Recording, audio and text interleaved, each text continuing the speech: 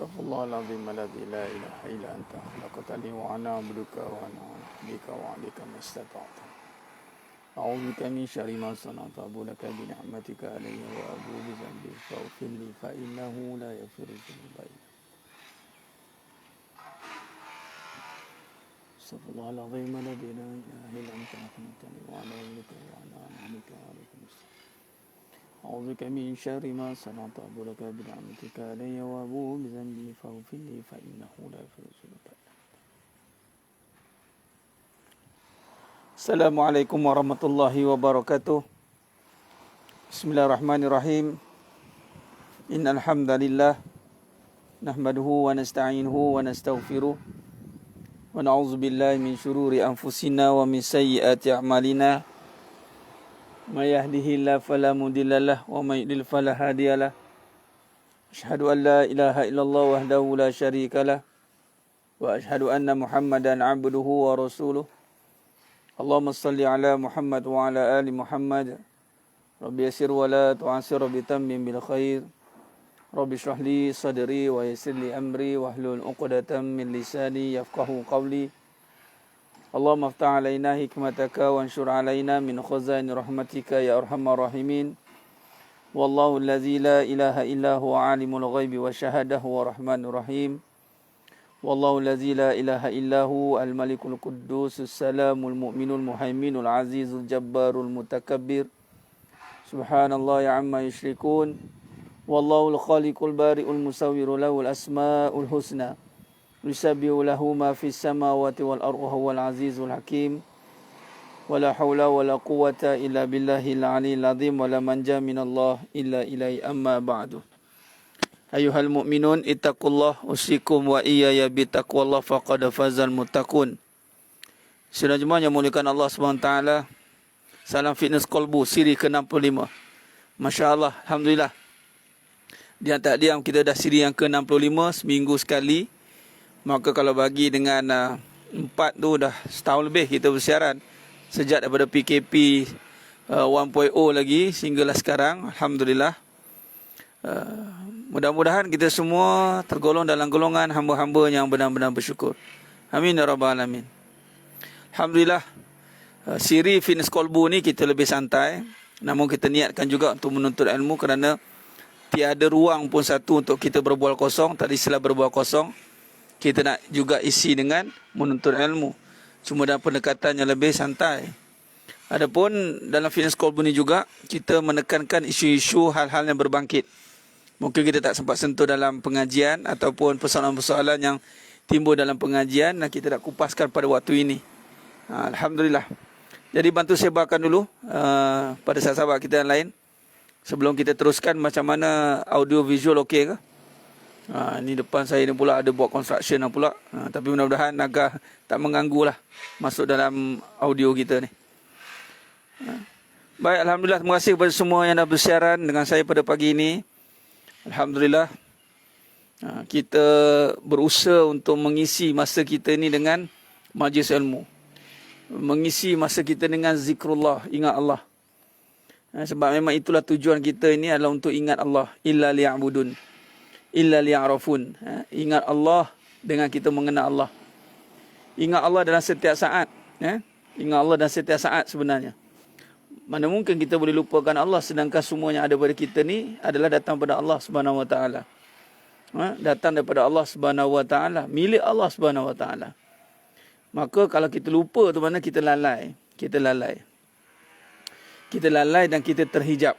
Kita lupa tu maksudnya kita lalai dan kita terhijab. Ada kesibukan-kesibukan yang menutup tumpuan kita, kesibukan-kesibukan yang membawa kita untuk kita, orang kata apa, sehingga lari fokus utama kita. Lari fokus utama kita sebab fokus utama kita ini adalah untuk mengenal Allah. Fokus utama hidup kita mengenal Allah, dan bila kita mengenal dan kita meninggalkan larangannya, melakukan suruhannya. Melalui suruhan baginda Nabi SAW. Bagaimana kita boleh mengenal Allah? Mengenal Allah Ta'ala itu melalui Nabi. Nabi yang memperkenalkan kita tentang Allah. Jadi mana mungkin pula kita boleh lupakan Nabi SAW. Maka memperingati Nabi ini setiap nafas kita. Bukan sekadar waktu kelahiran Nabi saja. Setiap nafas kita. Setiap nafas kita itulah bersangkut paut dengan Nabi. Sebab apa? Sebab syahadah kita ada Nabi SAW. Asyhadu an la ilaha illallah wa asyhadu anna Muhammadar Rasulullah. Maka hidup kita sepatutnya fokus kepada Allah dan Rasulullah. Dua. Fokus kepada bagaimana nak meniru cara Nabi. Maka nak meniru perwatakan Nabi yang mulia. Kemudian kita nak membesarkan Allah SWT yang Maha Esa. Nurul Faizura. Tunjuk ajar bagaimana Sa'aruf dengan balu dan suami orang yang berhajat untuk poligami. Suami orang ta'aruf dengan isteri dia. Mana Kak Long kawasan? Kak Long kawasan. Ta'aruf dengan isterinya. Si pertama. Kalau suami itu bakal. Ada maknya, jumpa maknya. Sebab rahasia lelaki itu duduk pada maknya dan isterinya mula perkahwinannya awal tu. Sebab tu mana-mana yang nak kahwin lagi, terutamanya perempuan, ada jangan tertipu dengan kata-kata dia. Sebab hidup ni bukan dengan kata-kata, hidup ni dengan perbuatan, dengan terjemahan.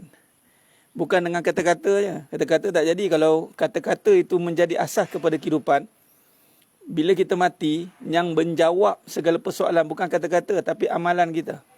Man rabbuka, bukan lagi mulutnya jawab. Wa man nabiyuka, bukan lagi mulutnya jawab. Jadi, nak tahu perbuatan itu, maka tanya orang yang paling hampir dengannya. Maka siapa paling hampir dengannya? Orang lelaki tertentu mak dia. Tanyalah mak dia. Jumpa. Dia terbalik kan. Sebab orang perempuan, dia nak tahu, boleh. Bagi lelaki pula, nak tahu, kena tanya juga mak ayahnya. Jumpa mak ayahnya. Kalau kahwin lagi ni, soalan bocor sebenarnya. Sebab tu lelaki cukup takut nak kenalkan dengan isteri pertama. Sebab bocor lah. Habislah tahu semua kelemahan-kelemahan nanti terbongkar.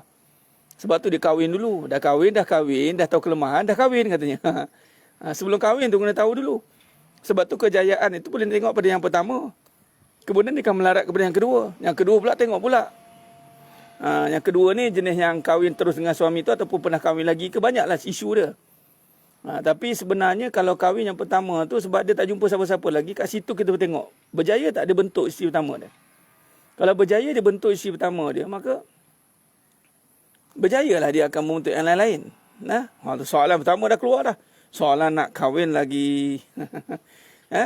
Nurul Faizura, ingat tu. Jadi jangan takut untuk suami-suami yang mana nak lamar puan nanti, yang sudah ada isteri. Jadi teruskan sebab dah mengaji kan. Jadi berlapang dada yang pertama. Kedua, cakap kat dia, saya nak jumpa isteri pertama.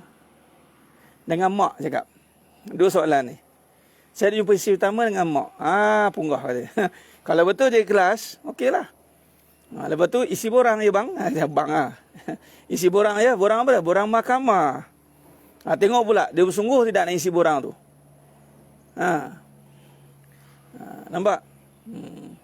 Jadi kat sini nanti jatuh bangun dia, kat situ nanti tengok.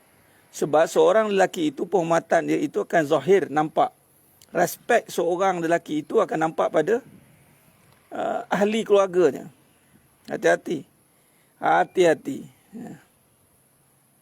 Pernah ada pengalaman di lama tu jadi isi yang kedua. Dah tu Puan Siti Haslinah, macam pengalaman tu jadi pengalaman ngeri ke apa? Betul tu Tuan Hamzi.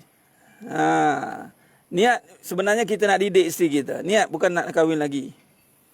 Niat nak didik isteri kita.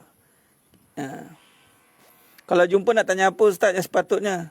Tanya pertama, bagaimana rasa? Tanya rasa. Rasa tak? Merasai tak suasana cinta tu? Sebab kalau yang banyak nanti jumpa, kalau banyak meluahkan perasaan bukan rasa, meluahkan perasaan tak puas hati, itu ini, tak payahlah. Sebab cinta ni bukan nak mainkan perasaan. Cinta ni nak soal merasai. Jadi kalau akhirnya perkahwinan itu banyak lebih kepada perasaan. Ini saya lalui sendiri contoh. Yang bertanya tu hakim tau. Hakim tanya isteri pertama, macam mana kahwin dulu? Ada paksaan tidak katanya. Ada rasa begini tidak. Nampak? Lepas tu dia tanya juga dengan si kedua. Hakim akan tanya, kahwin ni sebab apa?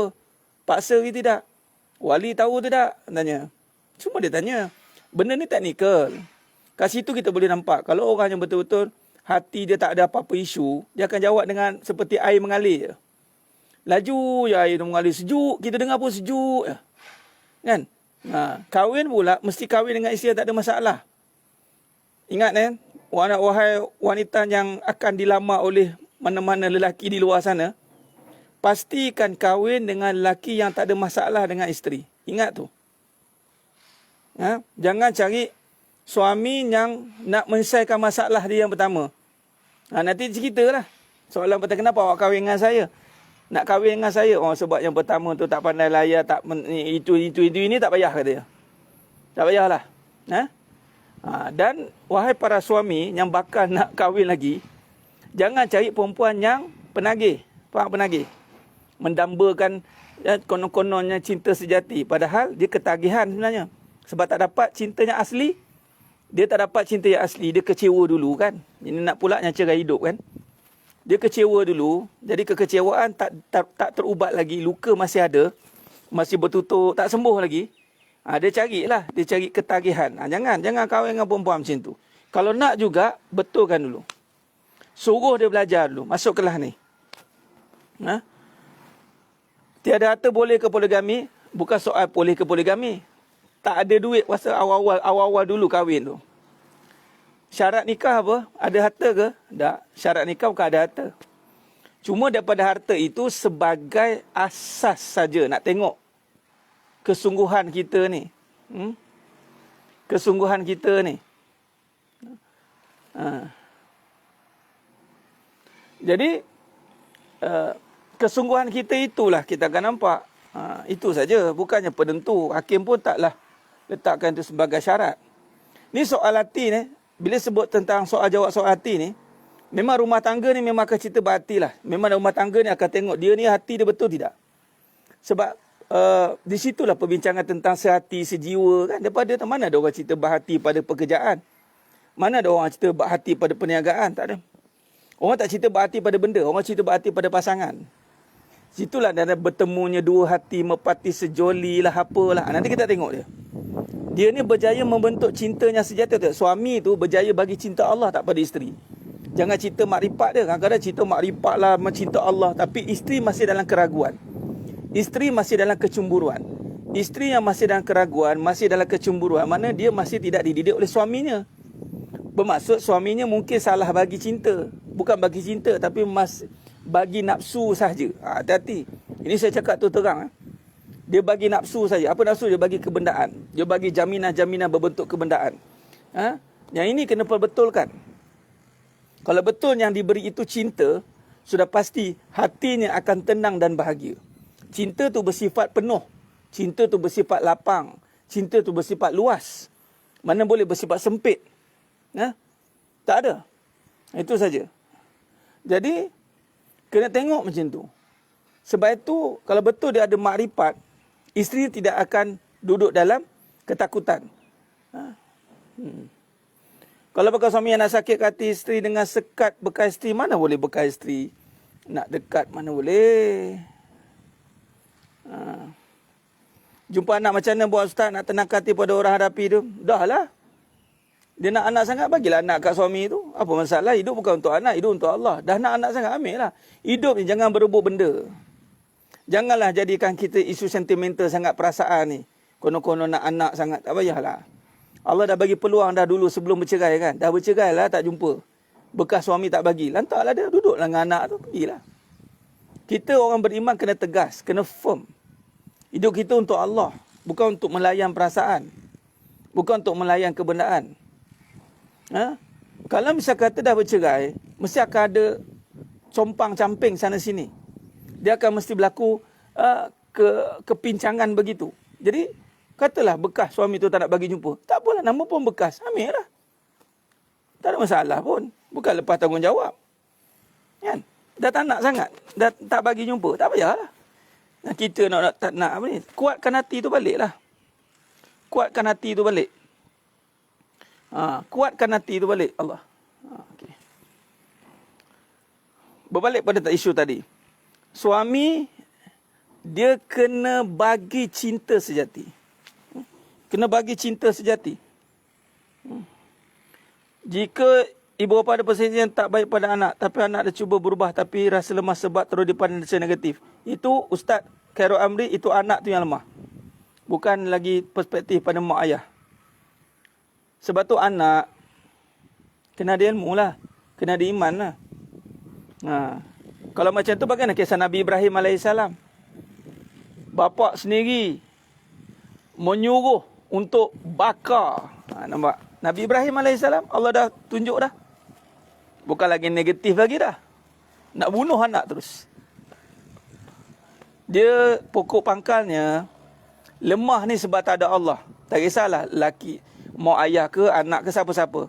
Sebab Allah dah kata dalam surah Ali Imran 139, wala tahinu wala tahzanu wa antumul a'lau in kuntum mu'minin. Wala tahinu wala tahzanu, jangan kamu lemah.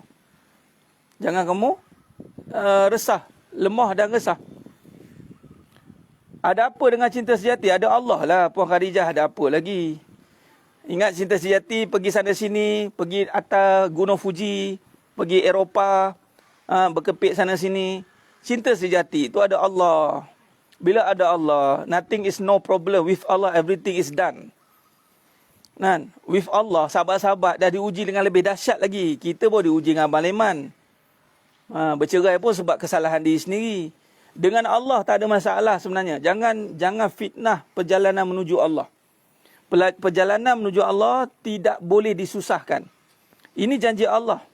In tansurallah yansurukum wasabbit aqdamakum.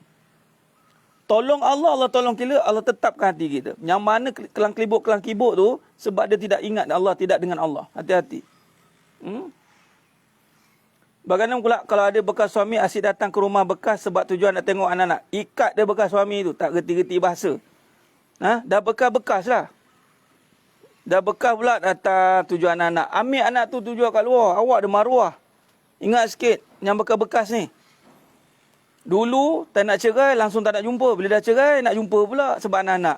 Asal tak nak sebelum cerai tu tak nak jadikan alasan anak-anak. Tolong sikit, letak maruah kat depan.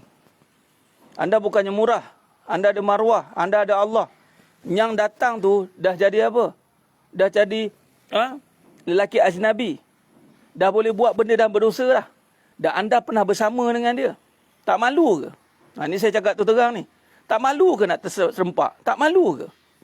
Yang paling penting, tak malu ke dengan Allah? Allah suruh jaga kau pergi cerai buat apa? Lepas bercerai kau nak datang kenapa? Minta maaf cakap. Ikat dia, tak reti bahasa.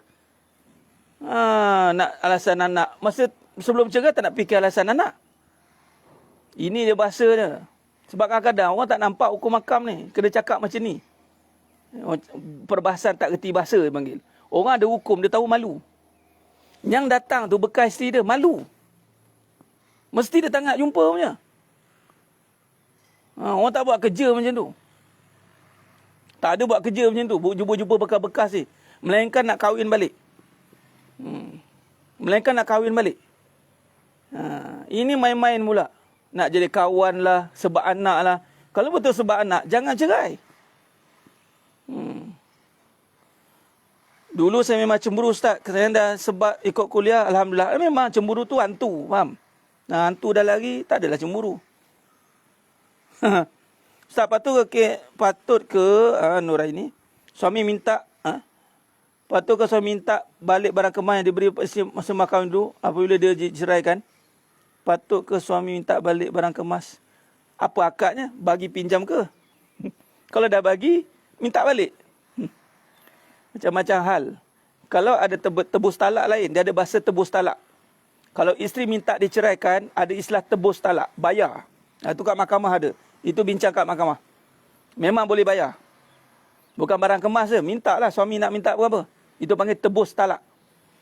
Isteri ni menggeletis nak minta cerai. Ceraikan saya, ceraikan saya. Suami kata boleh, bayar.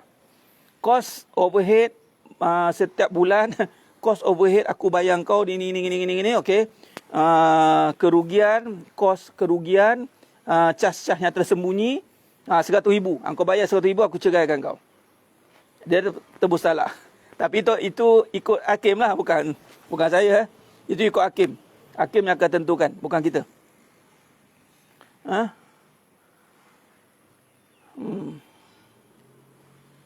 Sabar Ustaz, jangan panas. Resta li. Takkan tak kenal lagi. Panas bukan macam tu. Sebab macam tu lah orang naik kepala. Faham, Puan Rista? Sampai bila lagi nak tahu benda tu salah?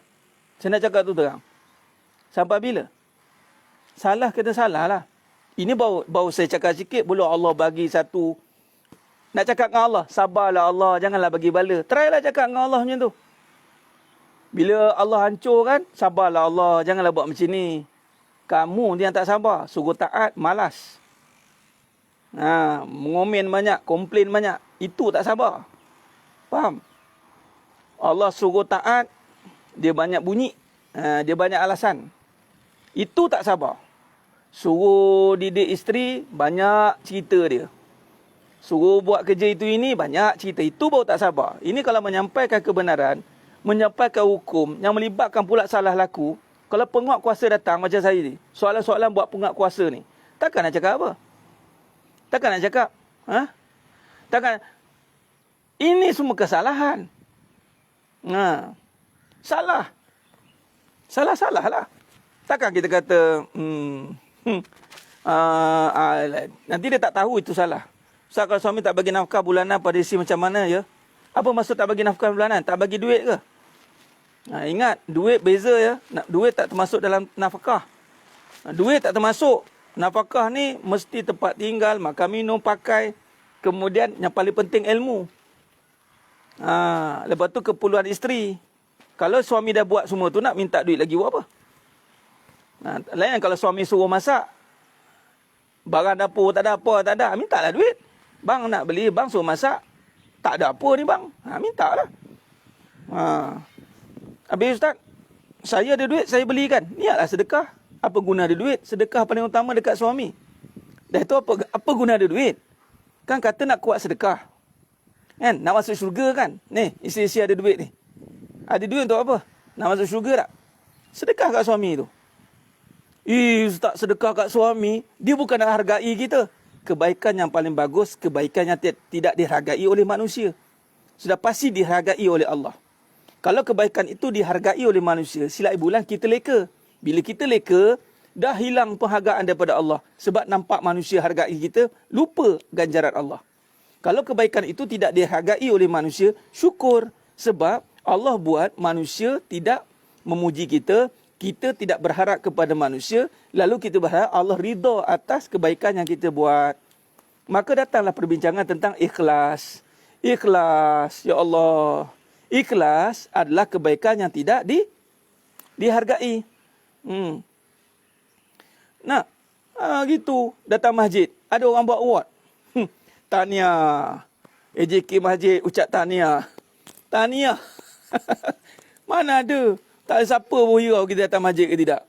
Kan? Itu cari kebaikan yang orang tak hargai. Dan tak payah nak minta hargai penghargaan manusia. Sia-sia. Tapi tugas kita ucapkan terima kasih.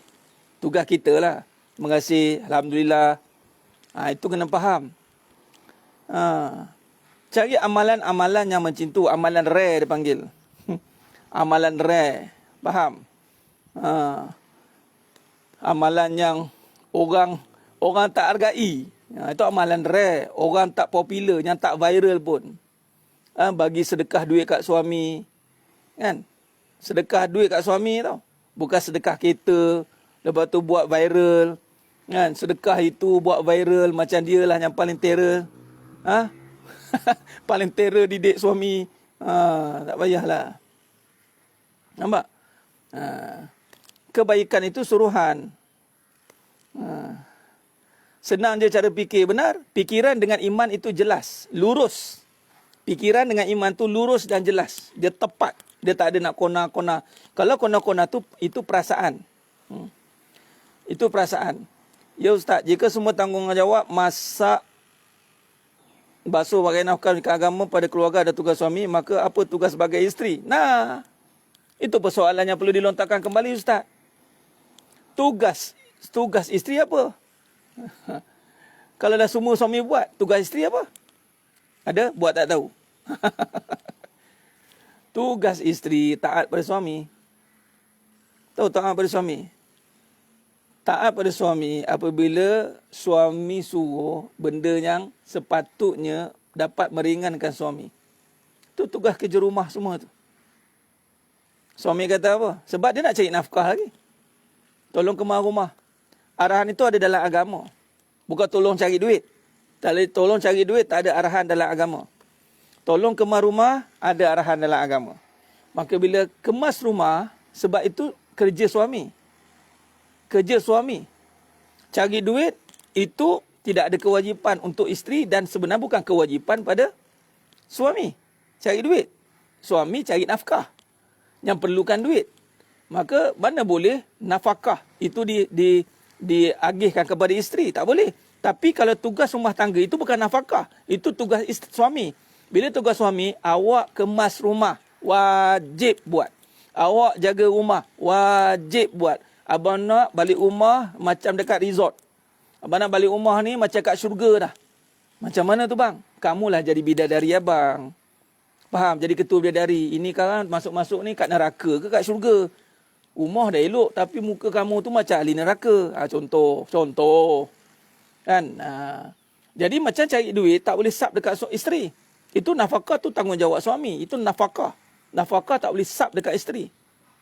Tapi Ustaz kalau isteri tu beria-ria nak buat, dia dah beria-ria nak buat, silakan. Tapi jangan ungut, jangan ungkit. Tu cara dia. Nampak? Tu dia. Tu dia. Tugas isteri taat pada suami. Itu je lah. Dan berada di sisi suami. Buat apa yang kerja suami lah. Bukan tanggungjawab suami, kerja suami. Tanggungjawab tu yang wajib sebenarnya, kerja suami itu. Tugas tu nak kemas rumah, nak kemas ini. Tapi boleh. Sambil kemas rumah, kalau suami, macam ni. Suami masak semua, tapi tugas isteri layan suami balik. Ini dah, isteri hilang. Mana isteri? Isteri kerja. Loh, kerja. Lepas tu, berkhidmat dengan suami orang. Ingatkan tolong picit-picit bahu suami ke. Bila suami dah penat, urut kaki ke. Lap-lap peluh suami. Sambil buat kerja, berada di sisi suami. Suami masak, isteri potong. Mop lantai, isteri tolakkan air. Tolak air tu, mop tu. Sidai kain. Okey, suami. Patutnya isteri lah tolong suami. Patutnya kan? Ini dah suami kesorangan. Dia panggil suami kesepian. Di Tasik Biru. Sian, dia manalah isteri aku. Tak pasal-pasal mencari isteri yang hilang. Ingatkan tak buat apa-apa. Itu duduk di sisi suami. Penat suami buat kerja rumah. Tolong urut, masas dia, buat tip-topnya. Dah kerja saya layan abang katanya. Abang dah suruh rumah, saya uruskan abang. Ini tak urus juga. Suami tak terurus juga tengoknya. Suami kesepian je tengoknya. Nampak? Dah malas nak buat macam ni. Duduklah kursi malas tu. Duduk melengkor kat situ. Duduk terbaring kat situ. Nabi kata jangan malas. Dan lagi nak cakap saya malas. Nabi kata apa? Allah kata wala tahinu wala tahzanu, jangan lemah. Dan Nabi kata apa? Allahumma inni a'udzubika minal hammi wal hazan wa a'udzubika minal ajzi wal kasal. Jangan lemah dan malas. Mana boleh malas? Kita pula bangga dengan malas tu kenapa? Mana boleh? Allah kesepian suami. Lepas tu dengan dahsyat lagi dengan anak-anak pula diheret anak-anak. Heret anak-anak. Alah, hai manalah missing in action lah isteri di manalah hai. Nampak? Isteri. Hai Allah. Janganlah buat kerja tua para isteri. Anda nak masuk syurga. Anda nak masuk syurga. Bila masuk syurga, takkan duduk saja. Duduk masuk syurga, mana duduk saja?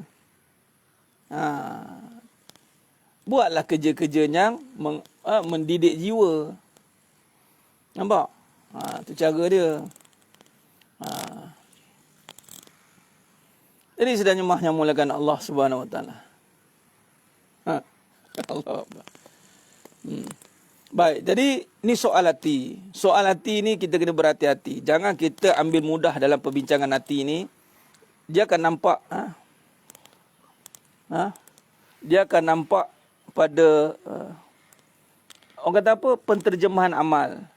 Jangan kita buat main-main amalan ni. Jangan buat main-main. Kita pergi kepada pahala. Setiap kerja itu ibadah.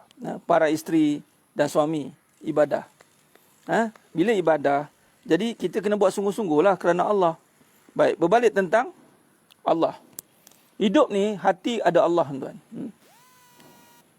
Hati ada Allah.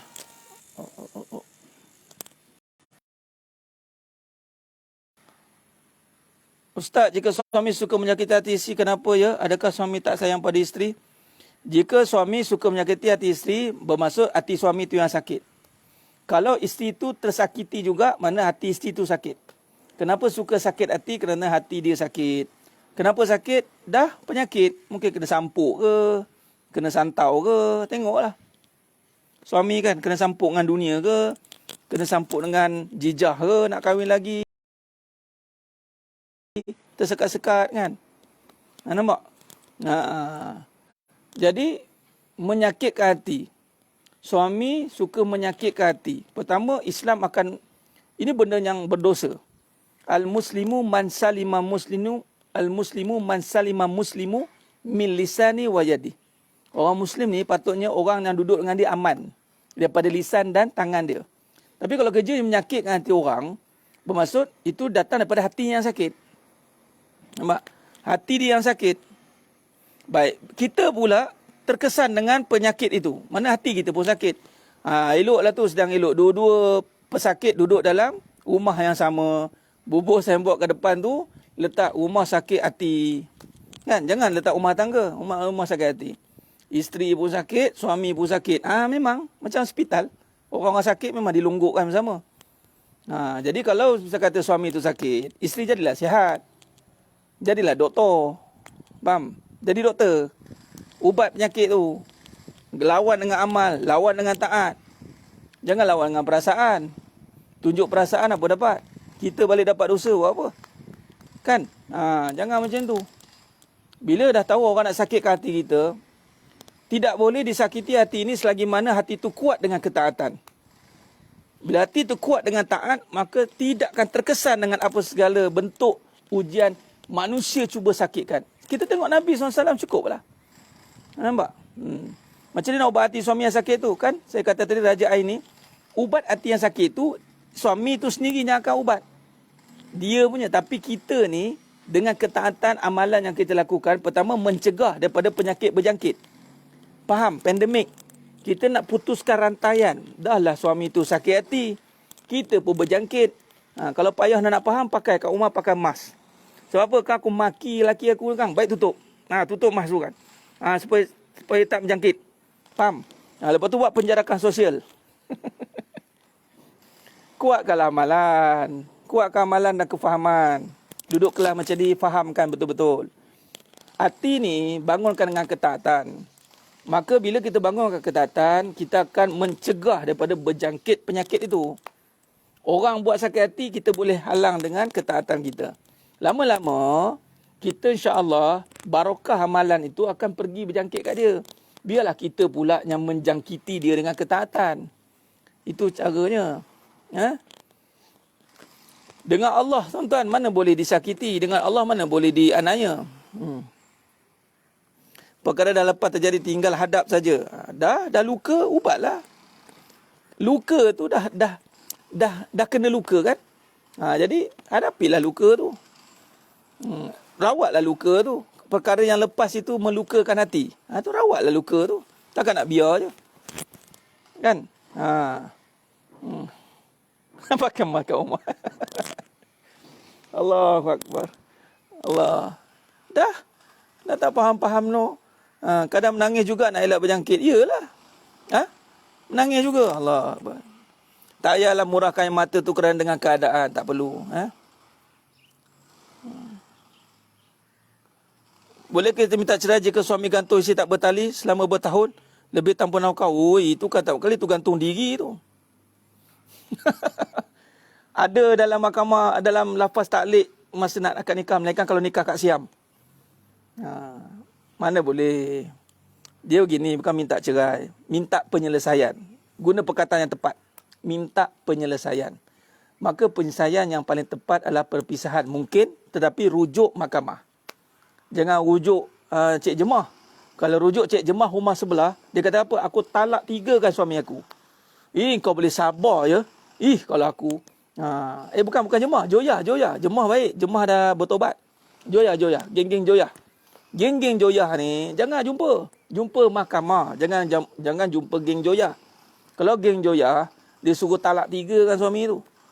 Faham? Jadi cara dia gantung tak bertali. Pertama, cari tali tu dulu, cabut. Jangan gantung tak bertali. Gantung tak bertali. Dah tergantung-gantung macam langsui. Penanggal. Jangan. Jadi manusia. Beramal, jaga hati. Kemudian pelan-pelan minta kekuatan. Pergi jumpa mahkamah. Ceritakan hal keadaan. Lepas pada ni jangan dah fikir apa-apa dah. Fikir Allah. Ya Allah, ini jalan terbaik. Aku nak cari penyelesaian. Bukan nak minta penceraian. Ayat dia. Cari penyelesaian. Maka penyelesaian yang terbaik, tengok apa hakim kata. Maka hakim akan panggil lah si abang leman yang tak berapa nak leman tu. Mungkin spesies abang on tu. Nanti dia datang. Tanya, apa hal kamu ni gantung tak bertali? Apa masalah kamu? Rupa-rupanya dia hilang akal. Dia gila. Kan? Tak jumpa jalan balik. Tak jumpa tah mana pergi. Hakim pun memaafkan. Gila ya puan. Macam ni ya puan. Suami puan dah gila dah ni. Tengok keputusan apa seterusnya. Tapi kalau suami tu waras, dia buat perangai macam tu, maka dia tanya kenapa ni buat. Kan dia minta pertanggungjawaban lah. Maka bisa kata dia tak boleh, maka hakim akan kata lepaskanlah dengan cara baik. Maka akan datanglah jawatankuasa ahkam ni akan yang melepaskan. Setengah suami memang jenis yang tak nak lepaskan. Sebab apa? Takut melepas. Dia besi-besi macam tu. Allahu Akbar. Tapi carilah kekuatan, puan. Jangan cari perasaan. Cari perasaan tak lagi. Tak selesai masalah. Jadi sekarang ni bina balik hati tu. Sekarang kita berhadapan dengan isu itu. Isu itu akan kacau hati kita. Bila hati kita ni nak terganggu, datangkan balik hati dengan fahaman yang sebenar. Nampak?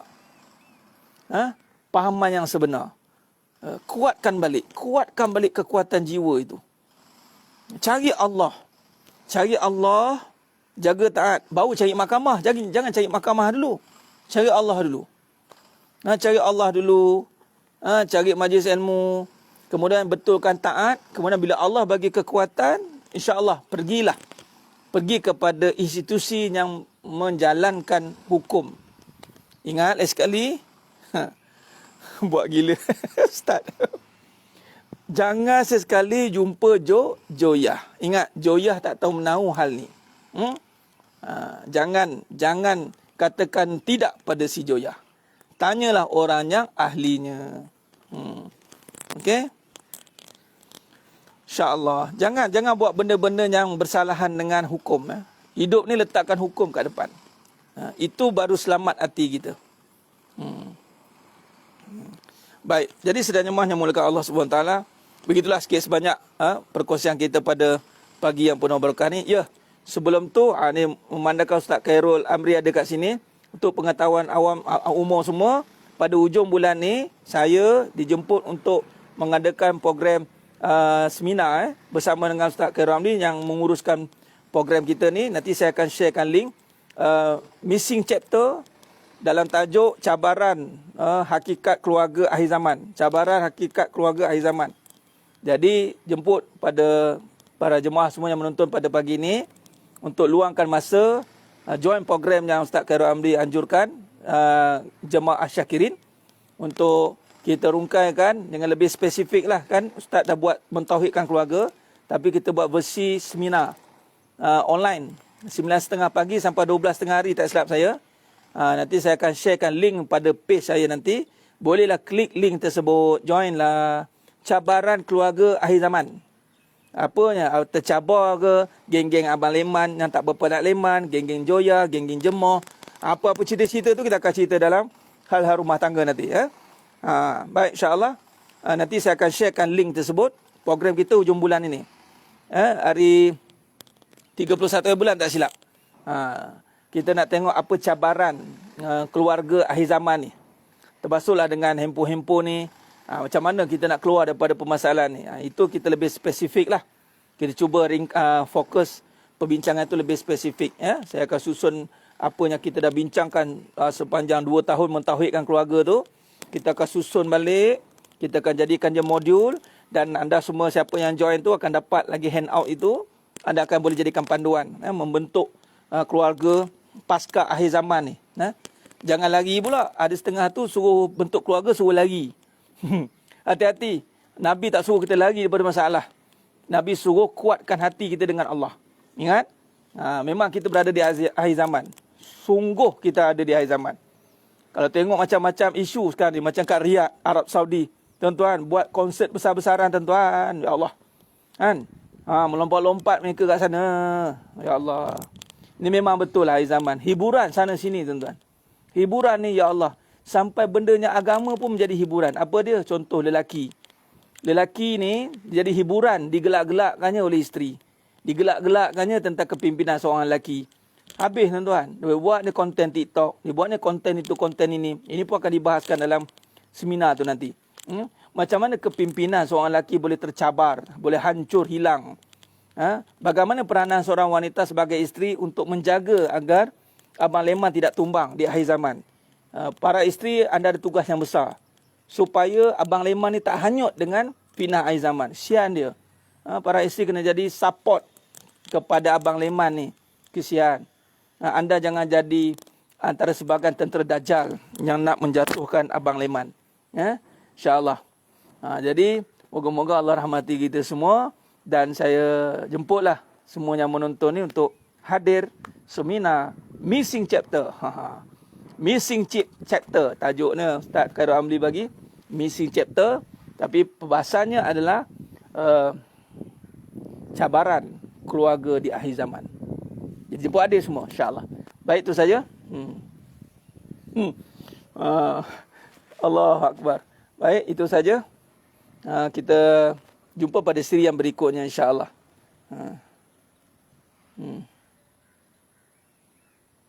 Isu laki jadi perempuan ni bukanlah tak ditegah dah. Tak tertegah dah sekarang ni Puan Nur Faizura.